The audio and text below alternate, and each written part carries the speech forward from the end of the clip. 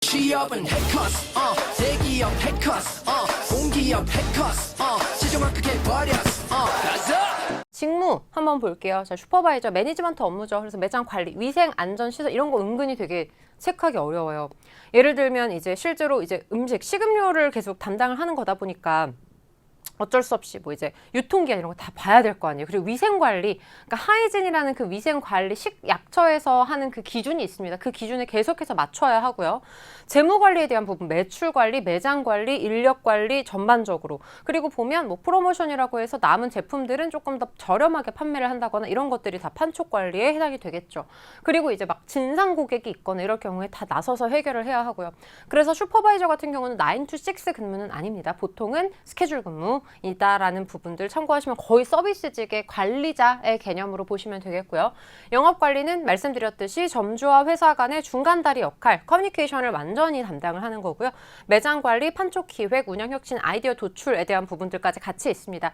그래서 실제로 영업관리로 들어가셨다가 나중에 이제 다른 분야로 진출을 하실 수 있어요. 이 영업관리라는 직무 특성으로 해서 다른 기업으로도 가실 수 있겠죠. 실제로 점포를 한 명이 뭐 편의점 기준으로는 막 14개, 17개씩 관리를 하는 거다 보니까 굉장히 체력적으로 쉽진 않습니다. 9 to 6 근무이기는 한데요. 드라마에서도 여러 번 다루기는 했었는데 실질적으로 이제 매대에 이제 막 그거 막 세팅하는 것도 도와드리기도 해야 하고, 왜냐면은 막 뭐 음료수 같은 건 되게 무겁잖아요. 그러면은 뭐 갔을 때 막 이제 하차를 한다 그러면 그런 거 도와드리기도 하고, 매대 정리라던가 아니면 실제로 점주분이 운영이 잘 안 돼서 이 점포를 계속 이어나가실 생각이 없다라고 한다면 그거에 맞춰서 어떻게 이거를 좀 더 점포가 더 판매가 잘 될 수 있게끔 뭐 솔루션을 제시해 드린다거나 이런 것들도 다 같이 담당을 하는 거거든요. 그러다 보니까 정말 커뮤니케이션, 그리고 이제 점주분들이 나이대가 조금 많으신 분들이 계세요. 그러니까 어르신들에게 좀 싹싹하게 다가갈 수 있는 그런 마인드나 태도를 가진 사람들을 좋아하겠죠. 결과적으로 영업관리 슈퍼바이저라는 직군에게 필요한 공통적인 역량을 한번 볼 텐데요. 언어 능력, 실제로 편의점 업계에서는 언어 좋아합니다. 그리고 이게 해외로 진출을 할 수 있다라는 그런 부분들도 있고요. 전반적으로 뭐 외국인 고객들도 응대를 할 수도 있겠고요. 그래서 언어 능력을 보는데 특히 뭐 BJF 리틀 같은 경우는 토익 뭐 800 이상 때 선호합니다. 그래서 보통 막 그 기준 자체가 700대 이상, 그리고 뭐 제외국어도 하면 좋고, 유통관리사라는 자격을 취득하면 좋고, 그리고 뭐 한국어, 뭐 아니면 한국사 이런 뭐 어떻게 보면은 조금 부수적인 자격증들일 수 있을 텐데 그런 부분들도 되게 좋아하고요. 그러니까 한마디로 되게 활동적으로 열심히 취업을 준비했던 사람들을 좋아한다라고 보시면 돼요. 그것 이외에도 실질적으로 슈퍼바이저 같은 경우도 기본적인 토익이나 뭐 아니면 토익 스피킹 같은 점수들은 요구를 합니다. 왜냐면 이 유통 분야에서 슈퍼바이저 그리고 이제 영업관리 같은 경우는 성실함이 정말 중요해요.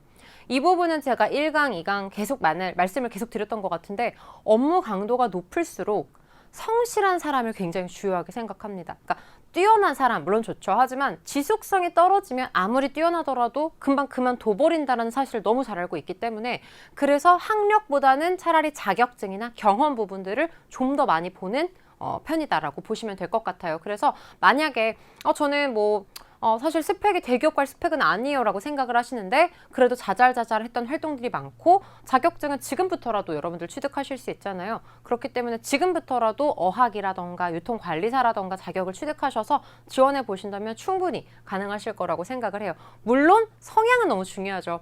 고객 응대나 누군가와 같이 협업하고 소통하는 데 있어서 어려움을 느끼시는 분들은 이쪽 직무는 잘 맞지 않습니다. 그래서 제가 서비스 직군 지원하시는 분들의 직무 선택 가이드로 말씀을 드리는 거예요. 그래서 서비스직이 잘 맞으시는 분이라고 한다면 이런 부수적인 자격증 취득하셔서 꼭 한번 지원해 보시면 분명히 붙으실 겁니다. 자, 이거는 기본 옵션이다 라고 말씀드렸죠. 그리고 실제로 사무 업무 능력 어느 정도 봅니다. 왜? 앞에서 제가 말씀드렸죠. 매출 관리, 매장 관리, 인력 관리, 그러면 급여 관리 이런 거 다 해야 되잖아요. 엑셀 잘 다루면 좋습니다. 그래서 서비스 역량만큼이나 관리 능력 그리고 사무 업무 능력도 포함이 되고요. 인력 관리나 매출 관리에 대한 부분들도 있기 때문에 이 부분은 사실 뭔가 전공으로 어필을 하실 수 있는 부분들도 있겠지만 그거보다는 경험이나 경력으로 어필하시는 게 가장 좋습니다. 그래서 실질적으로 다른 사람들을 내가 관리 감독하고 매출을 좀 더 증진시켰던 그런 경험들을 자소서나 면접에 작성하시면 좋겠죠. 설득 커뮤니케이션 너무 중요합니다. 특히 이제 점주 아니면 이게 다양한 사람들이랑 같이 근무를 하고 업무 분장을 하고 그거에 맞게끔 잘 돌아갈 수 있게끔 해야 하는 거기 때문에 설득이나 소통에 대한 부분은 너무너무 중요하죠. 그래서 결론적으로는 자소서나 면접에 이런 설득했던 경험이라던가 매출 관리, 그래서 매출을 좀 신장시켰던 경험들 어필하시면 좋겠고요. 이것도 되게 중요하죠. 체력.